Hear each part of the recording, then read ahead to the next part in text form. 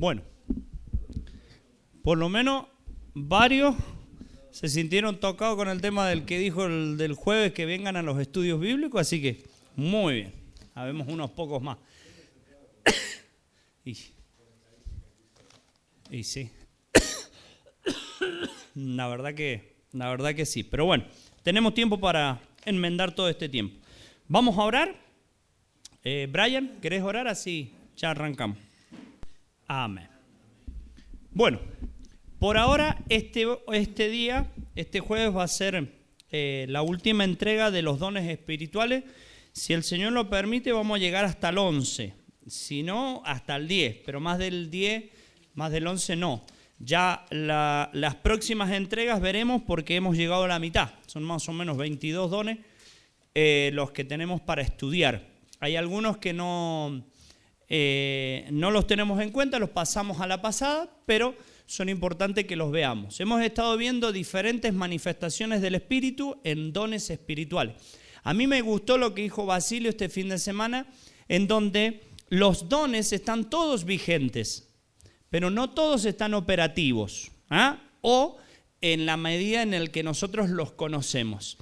¿Esto qué quiere decir? Que, por ejemplo, el don de lenguas puede que en este momento nosotros no lo veamos operándose, pero puede ser utilizado en algún momento por el Señor para comunicar algo a alguien. Entonces, no podemos decir que han cesado, podemos decir que están vigentes, pero en algunos casos, algunas veces no están del todo operativos. Hemos pasado por los dones que quizás son de más controversia, los que más se discute, y ahora como que hay una meseta y empezamos con los diferentes dones en los cuales cada uno de nosotros podemos sentirnos identificados o decir, este soy yo, esto me gusta hacer, y recalco también las tres cosas que había dicho Basilio. ¿Se acuerdan ustedes? Tenía felicidad, fervor,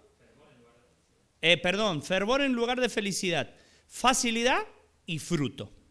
Si nosotros tenemos esas cosas, es nuestro don. Es una manera también de ir cotejando con cada una de las cosas que hacemos para saber si realmente es nuestro don. El próximo don que nos toca ver es el número 9, es el don de la enseñanza. El don de enseñanza. Este don permite a los cristianos comunicar la verdad de manera que otros aprendan. Esto es fundamental en la iglesia. Un hermano que ahora está en Australia, cuando nosotros iniciamos esta obra, él nos manifestaba que algo fundamental en la iglesia eran los estudios bíblicos. La reunión de oración y estudios bíblicos era un puntal muy grande porque era donde la iglesia se nutría.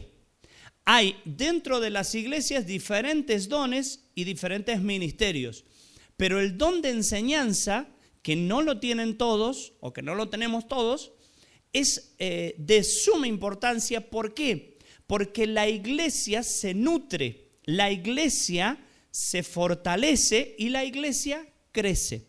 ¿Qué sucede en muchas de las congregaciones que quizás vemos por allí?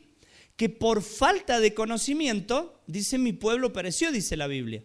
Y muchas de las iglesias tienen algunos errores doctrinales debido a que las ovejas, como nosotros, no estamos alimentados.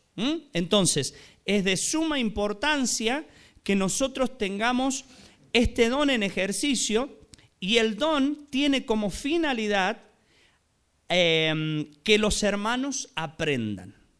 Que los hermanos aprendan. Este don tiene la característica de hacer la enseñanza en forma didáctica. ¿Qué significa? Que el conocimiento que el maestro tiene acá lo tiene que transportar a la iglesia y la iglesia lo tiene que entender. Más adelante vamos a ver la forma de entrenar, pero hay homilética, hay diferentes maneras de estudiar la Biblia y de enseñar la Biblia. Métodos prácticos como ejemplos, como diapositivas, como gráficos, ayudan al entendimiento de la persona. Si yo doy solamente palabra y no pongo un ejemplo práctico, la persona no asocia el conocimiento y el conocimiento no se asienta en su cabeza o en sus corazones. Por eso es necesario que la persona que tenga el don de enseñanza sea práctico. No sea una persona que los esté durmiendo.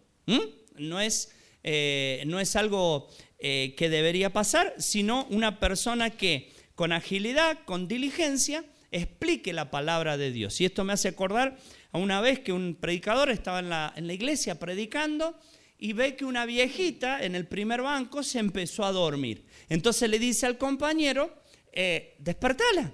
Entonces el vecino de al lado le dijo, despiértela usted, si bien usted la durmió.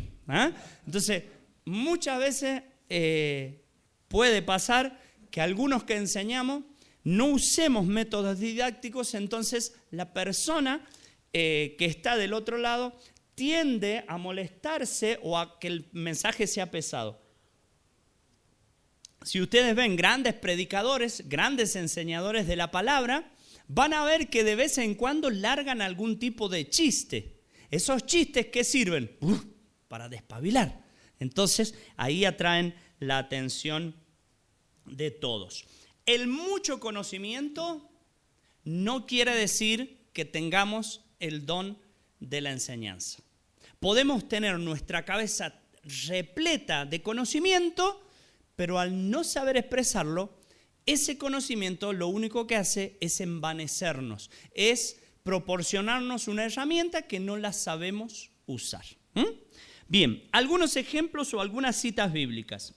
Si alguno está notando, en Hechos capítulo 18, del 24 al 28 dice la palabra de Dios, llegó entonces a Éfeso un judío llamado Apolos, natural de Alejandría, varón elocuente, dice, varón elocuente, poderoso en las Escrituras. Este había sido instruido en el camino del Señor y siendo de espíritu fervoroso, hablaba y enseñaba diligentemente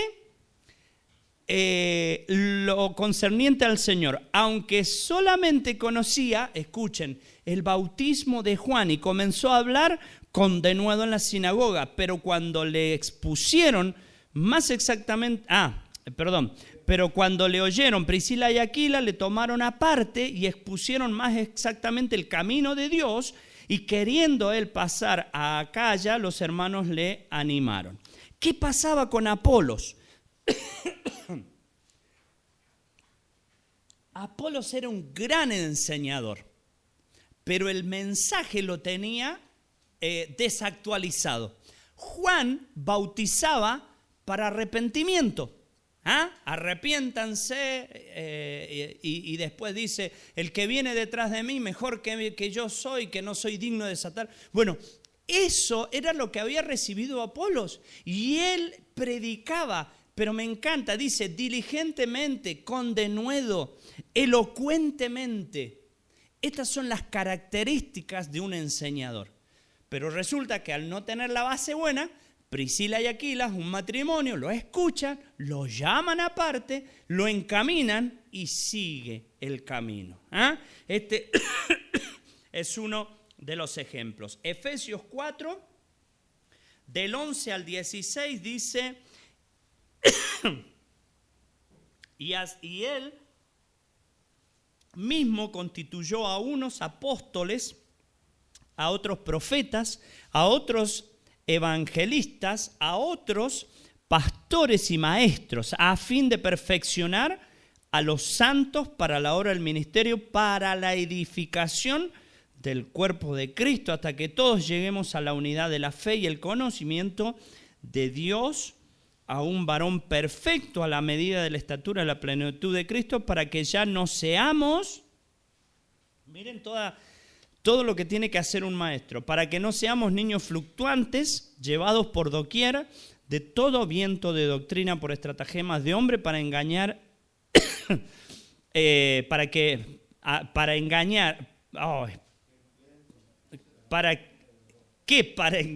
claro, emplean con astucia las artimañas del error, sino que siguiendo la verdad en amor, crezcamos en todo aquel que es la cabeza, esto es Cristo. Por eso anunciábamos de que el maestro tiene que tener un conocimiento bíblico, saberlo explicar y la iglesia se tiene que nutrir. Porque dice, para que no seamos niños fluctuantes. ¿Qué es lo que significa eso? Que por cualquier vientito nos corramos para el otro cerquito. Viene alguien y dice, ay, qué sé yo, tengo que, no sé, se pierde la salvación. Y ya todos empiezan, se pierde, y empezamos a irnos para el otro lado. Sino que la iglesia esté tan fielmente arraigada en los fundamentos de la fe, que ante cualquiera que venga, no, la salvación se pierde, y que los mismos hermanos digan, no se pierde, por esto, por esto, por esto. Por eso es tan importante la palabra bien enseñada, para perfeccionar a los santos en la obra del ministerio, para la edificación del cuerpo de Cristo. Romanos 12, 6 y 7 dice que seamos, dice, de manera que teniendo diferentes dones según la gracia que nos es dada, el de profecía, úsese conforme a la medida de la fe, o si de servicio en servir, y el que enseña en la enseñanza. ¿Qué quiere decir esto? Que los que enseñamos tenemos que ser responsables y enseñar bien. Uno de los peligros, que ya lo vamos a ver, bien, me conecta justo. Uno de los peligros de estos dones es que muchas veces enseñamos, pero no practicamos. Muchas veces tenemos todo el conocimiento, pero no lo sabemos dar a los demás. Los fariseos se sabían toda la ley, se sabían de pe a pa, pero no hacían vida de lo que sabían. Entonces yo les puedo decir, andar en santidad, alejate del pecado, pero yo sigo en pecado, yo sigo practicando el pecado. Entonces no soy un buen maestro. Algunos dice, también tenemos que tener en cuenta que en Santiago 3:1 dice, hermanos míos, no os hagáis maestros muchos de vosotros sabiendo que recibiréis mayor condenación. Los que enseñamos tenemos una responsabilidad muy grande en nuestras manos, porque lo que la iglesia absorbe del que enseña, el que va a rendir cuentas es el que enseña. Más allá de que nosotros tenemos que corroborar en la palabra, pero es el que enseña. La otra vez, un gran teólogo, Armando Alducin, grabó un video de 5 minutos pidiendo perdón a la iglesia porque había dicho algo, no me acuerdo, ¿te acuerdas, padre, de lo que había dicho? Perfecto, bien, Alan. Dio la fecha de la venida del Señor y tuvo que pedir perdón y perdón y perdón porque había enseñado mal. Entonces, es mucha la responsabilidad que nosotros tenemos. Ya lo vamos a ver más adelante en el tema de los consejos. Cuando nosotros damos un consejo, la persona absorbe. Y si nosotros no estamos conectados con Dios, podemos desviar del camino a la persona. Y hay de aquel que haga tropezar a uno de estos, mis pequeños. Entonces tenemos que tener mucho cuidado cuando exponemos la palabra de Dios. Esto no es llegar y a tientas y a locas ponernos y hablar. Tiene que tener un espacio de preparación en donde el Señor nos dé el mensaje, en donde el Señor nos dé la palabra y después poderlo explicar. Las tareas más comunes son los ministerios en las células o grupos de enseñanza. Seminarios, cursos de entrenamiento. Están prestando atención. Estudios bíblicos, etcétera, etcétera, etcétera. ¿Cómo podemos entrenar? Si vos y yo decimos, yo tengo el don de enseñanza, me gusta enseñar, me atrae, ¿cómo podemos entrenarlo? En primer lugar, acá tengo anotado, organizar conscientemente el tiempo, el horario. ¿Ah? Esto nos suele ser difícil a los que tenemos familia, ¿ah? Que tenemos que estudiar la palabra, pero a veces apartarnos de nuestra familia. Entonces hay que buscar un lugar, un momento en el que nosotros podamos estar lúcidos. No nos vamos a poner a las 3 de la mañana, 4 de la mañana cuando estamos cayéndonos de sueño, pero sí, si entramos a las 8, si entramos a las 7, podemos levantarnos un rato antes. Si en nuestra rutina en la mañana tenemos una horita y media, ubicar ese tiempo. Y ese tiempo tiene que ser constante. Otra de las cosas que tenemos como importante es mantener, y esto es fundamental, la mente de aprendiz. ¿Ah? Uno de los peligros, ¿cuál es? Yo lo sé. Pero yo estudio la Biblia. Albertito no, él es una ovejilla. Y empezamos a maltratar a los hermanos. Yo tengo el conocimiento, el Arielito no. Es uno de los problemas. Nunca dejamos de aprender. Y aun cuando yo tenga todo el conocimiento, si no tengo amor, de nada me sirve. Entonces, todos estamos aprendiendo. Todos aprendemos. Y la persona que se dice tener el don de enseñanza, pero ya no mira a los hermanos para aprender, hay algo que está fallando. Esa persona no es un buen ministro del Señor, porque todos tenemos que aprender algo de los demás. Y el Señor nos puede hablar por alguien que nosotros consideramos menor, pero quizás no es menor. Porque si ponemos en balanza la humildad nuestra y la humildad del otro, quizás él nos gana, pero ampliamente. Entonces, tenemos que tener cuidado. Otra de las cosas, lo que dije recién, el entrenamiento se basa también en leer varios libros que tengan que ver con la hermenéutica, las reglas de interpretación bíblica o la exégesis. Ahí ya tenemos 3 capítulos del... 3 o 4, 3. Y la homilética. Prepararse para saber cómo dar un mensaje. En base a esto, nosotros podemos considerarnos en el camino de profesionalizarnos. Para ser profesores, tenemos que cursar una carrera de 4 años, en donde nos ponen diferentes materias, pero una de las más importantes es la didáctica, que es lo que más o menos le decíamos nosotros. Yo me acuerdo, ya empezó así mi señora con la cabeza. Yo estaba estudiando profesorado de lengua y literatura, mi esposa profesora de geografía. Mi esposa es muy aplicadita, ¿vieron? Entonces ella rendía antes que yo. ¿Qué hacía yo?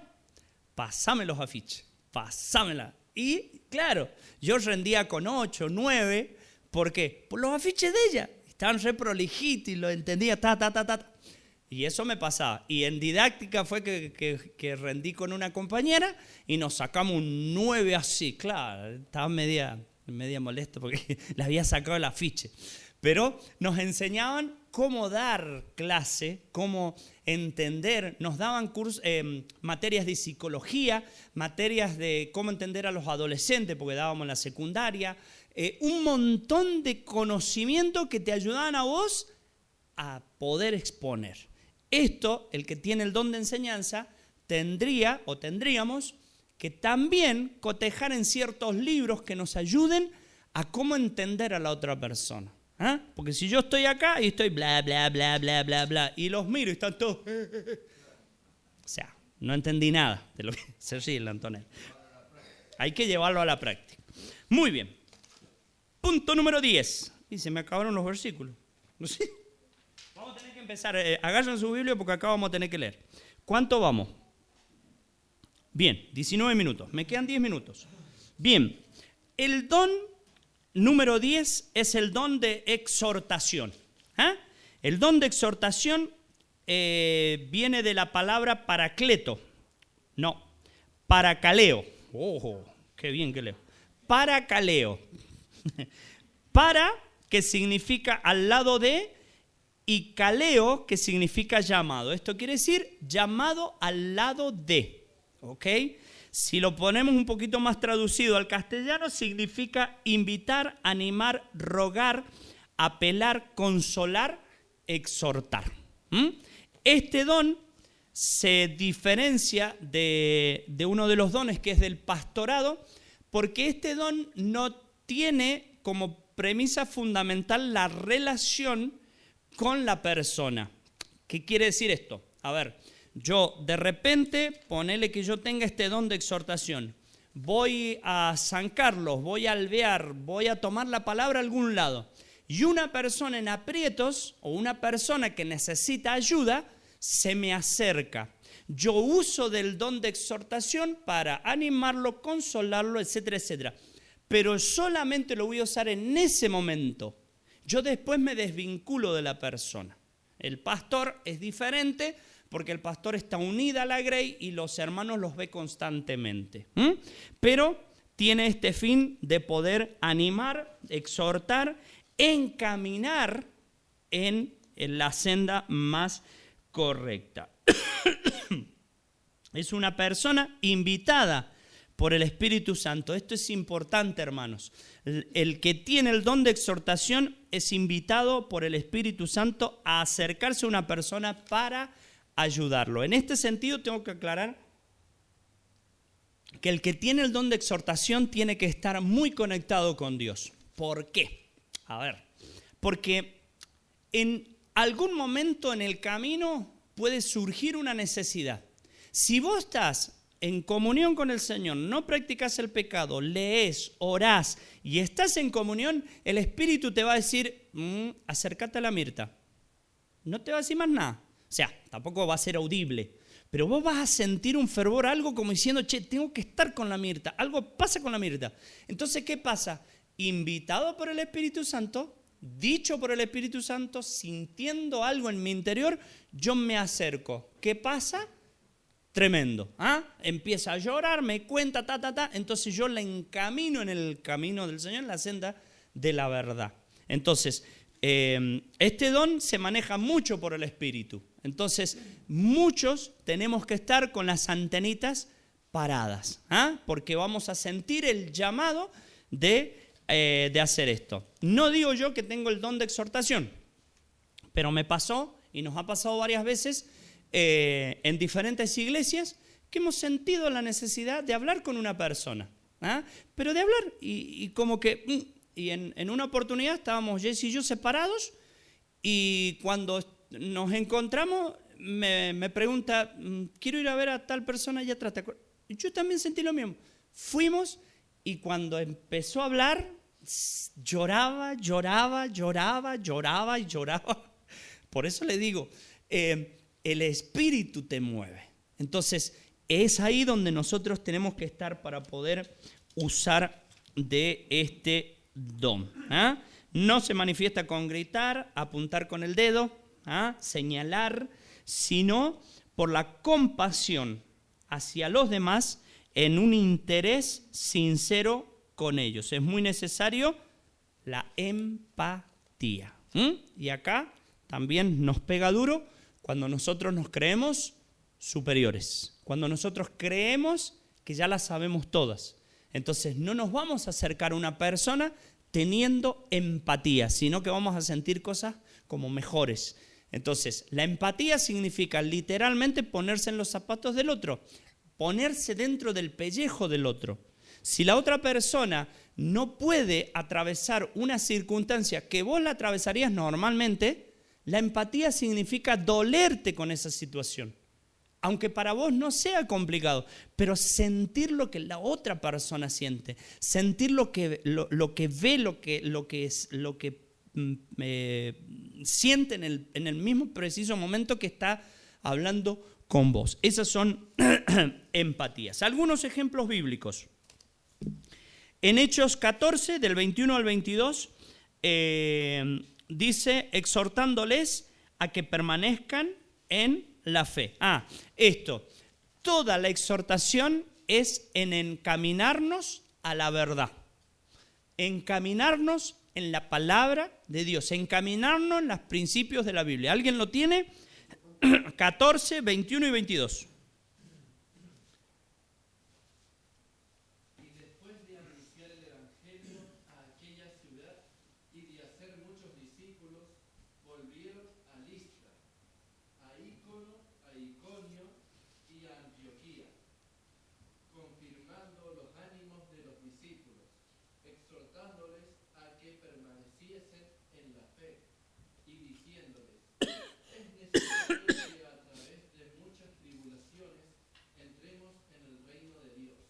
Muy bien. El don de exhortación no tiene otro fin. Pone más en la cena, asistí más a las reuniones. No, el don de exhortación tiene que ver con una relación personal que la persona tiene que crear con Dios, en el que la base es la fe. Porque en este sentido, el don va a tener que ver con muchas veces circunstancias difíciles, decisiones difíciles en las cuales vamos a tener que tomar. Entonces, todo nos tiene que encaminar a la fe hacia nuestro Señor. Bueno, Romanos 12, 6 y 8 lo leímos recién, que todo es para el Señor y debemos hacerlo con un corazón dispuesto. 2 Corintios 1, 3 al 7 nos habla de que Él consuela todas nuestras tribulaciones para que podamos también nosotros consolar. Esto nos sirve a los que hemos tenido una vida un poco ajetreadita, un poco salteadita, en donde nuestra experiencia nos sirve para ponerte en el lugar del otro y poder encaminarlo al otro en las cosas. Nadie mejor que una persona que ha sido abusada para contener a una persona que ha sido abusada. Nadie mejor que el que ha podido vivir una vida en santidad, se ha casado en santidad, aconsejar a los jóvenes a que vivan en santidad y se casen en santidad. Cada uno de nosotros tenemos experiencias diferentes, pero eso nos ayuda. Dice el apóstol, consolar en todas las tribulaciones. Dios nos consuela en todas las tribulaciones para que nosotros también podamos consolar. 1 Tesalonicenses 2:11 dice, como el Padre a sus hijos, exhortándolos y consolándolos a cada uno de ustedes. Todo lo hagamos en amor, como si fuesen nuestros propios hijos. Hay veces que algunos hermanos o algún hermano puede venirte con el mismo argumento de muchas veces. A veces caemos en la misma piedra. ¿Qué tenemos que hacer nosotros? Y otra vez caíste con lo mismo. Otra vez vos. ¿Le dirías eso a tu hijo? No. Entonces no se lo digas al hermano. Si tenemos el don de exhortación, vamos a tener algo que nos cuesta muchísimo a todos, que es paciencia. ¿Qué es paciencia? Un ejemplo que quizás nada que ver. Hay una película que se llama como si fuera cierto.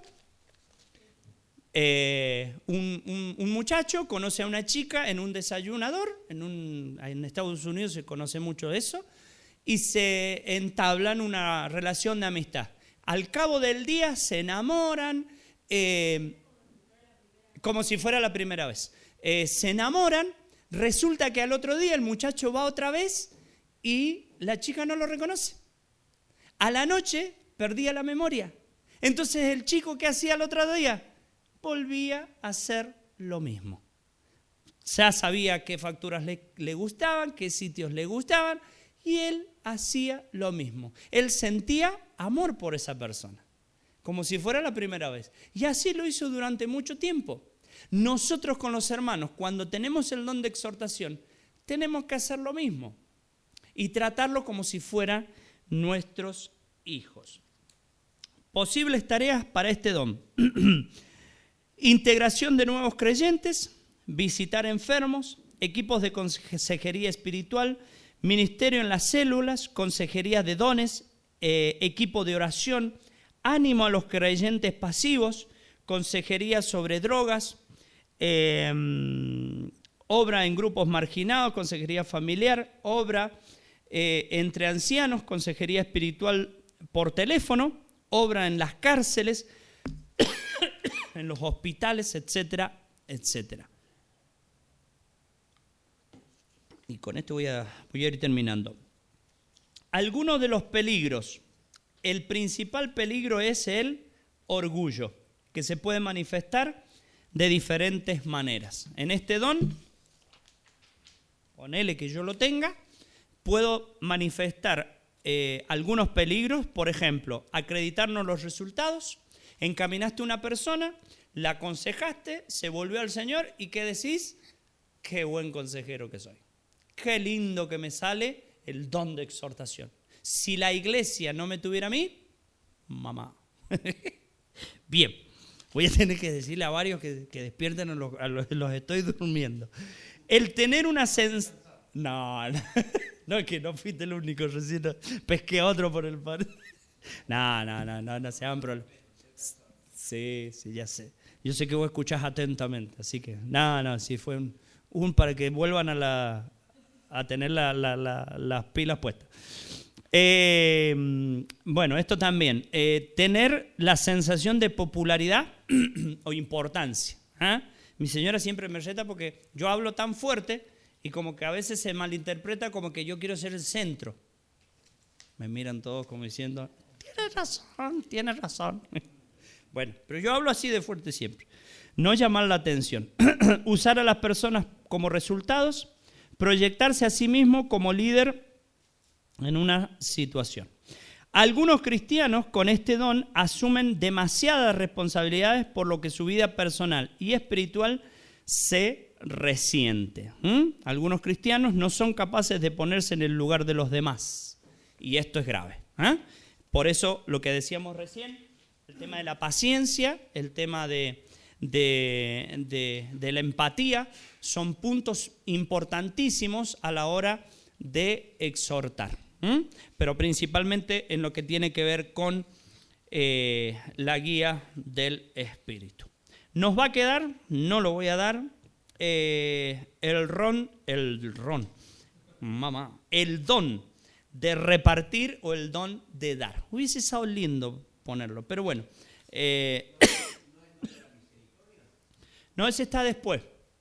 Hay 22, 23 dones. ¿Qué hora es? No, y 42. Ya se pasó mucho el horario. Tengo el test para sacar los dones. Sí, el té de tilo te tengo que dar a vos. El test es una serie de preguntas que tienen números. Entonces después cada casillero tiene, si las 5 respondiste ok, pum, te pone. Y ahí vamos descifrando cada uno de los dones. Hay uno para el don de celibato. Brian, vos sí después te anoto. ¿Ah? ¿Sí? Muy bien. Sí.